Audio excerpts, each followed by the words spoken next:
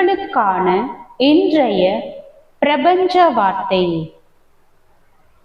நான் என்ன சிந்திக்கிறேன் என்பதும் நான் எவ்வாறு சிந்திக்கிறேன் என்பதும் என் கட்டுப்பாட்டில் இருக்க வேண்டும்.